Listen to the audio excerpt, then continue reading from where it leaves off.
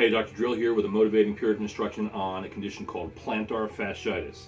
Hey, people call this freaking heel spur. Say heel spur. Heel spur. Sometimes people will refer to it as plantars, which sounds really foolish. Don't say that. She calls it freaking plantar. Hey, listen.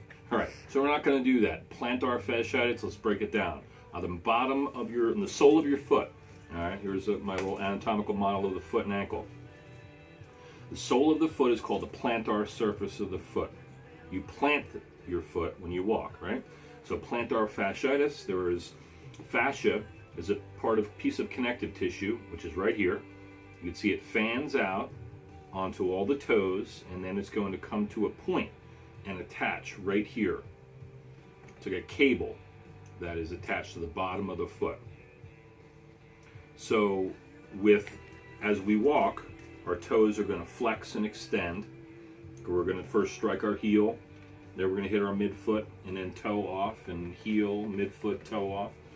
Depending upon your daily activities, perhaps you are a runner, perhaps you stand all day at work, maybe you walk out to get your stinking mail, and you step right on a rock, pebble, acorn in your driveway, right in the friggin' arch, and it hurts like a bastard.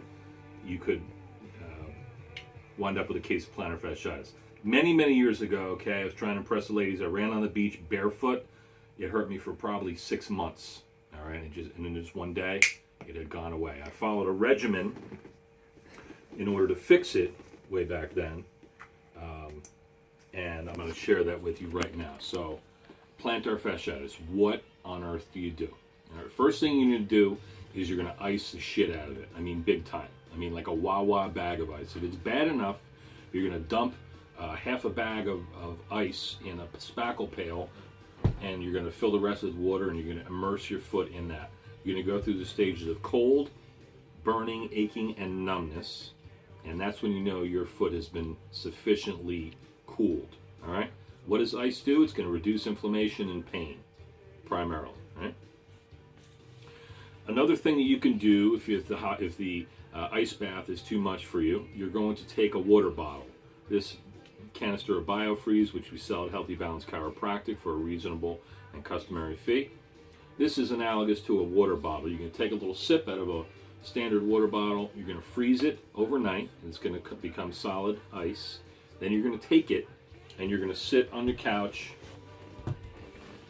with your knee bent, and you're going to put your arch right on that ice bottle. This is called the ice bottle technique. When you find that area that's exquisitely tender and inflamed, you're going to stop there for a second and just let the weight of your leg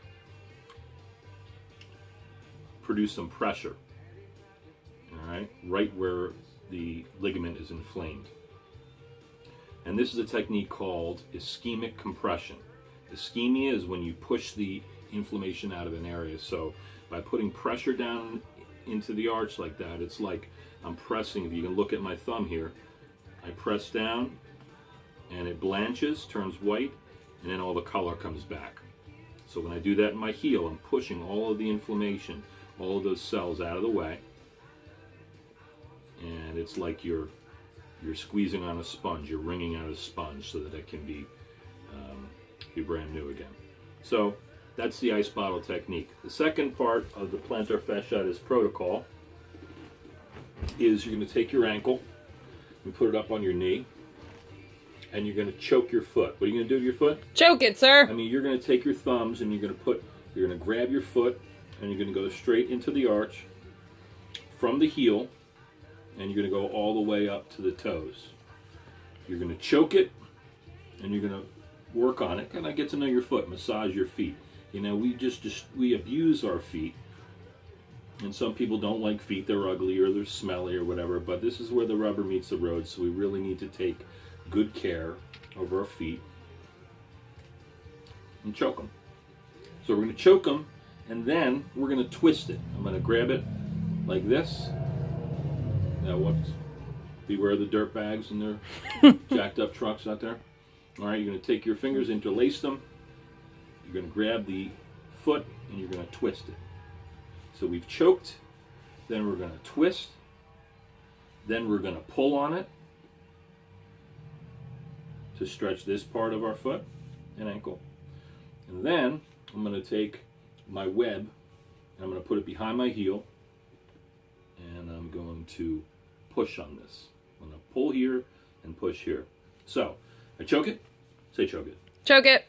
I'm going to twist it, say twist it. Twist it. I'm going to pull it, say pull it. Pull it. I'm going to push it, say push it. Push it. Okay, so those are some 2 magic methods from Dr. Drill as to how you're going to solve plantar fasciitis.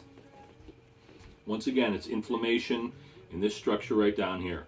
You wake up in the morning, it's going to feel like hell. You're going to hobble around and you're going to be looking for fast strategies to fix it. You're going to take all kinds of medicines, painkillers, anti-inflammatories, which may or may not help. You also got to change your footwear. All right? Change your footwear. Wear comfortable shoes whenever you can. Athletic shoes. Don't be a slave to fashion. Wear stinking high heel shoes and all that nonsense. It's hurting you. All right? Hurting your posture, hurting your feet. So take care of your feet. Make sure you have a wide toe box in your feet so that all your toes have room to move.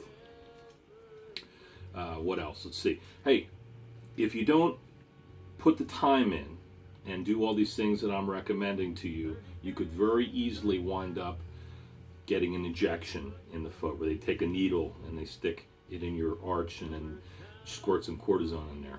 That sucks, all right? It's painful procedure. It doesn't always fix the problem.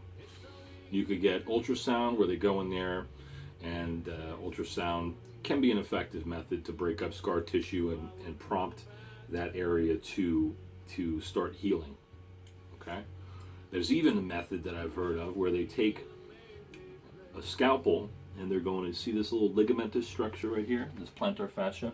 They're going to cut some of the fibers of that tendon so that it's a little bit more flexible. All right, it's kind of like that. If you can imagine back in the old cartoons where they had that rope and they were torturing, like Tom and Jerry. Or Tom was torturing Jerry, and they had the axe that was going back and forth and just slowly cutting the rope until it snapped. So we don't want to be cutting things in our arch. Surgery, it's not always effective in this case. People wind up also on pain meds and problems there. So we're going to do conservative care. We're going to take care of our feet, make sure that we're changing our footwear, make sure that we're stretching and choking and twisting and pulling, and we're doing ice bottles, and you're going to live to fight another day. Yes, yes? Yes, sir. Ha!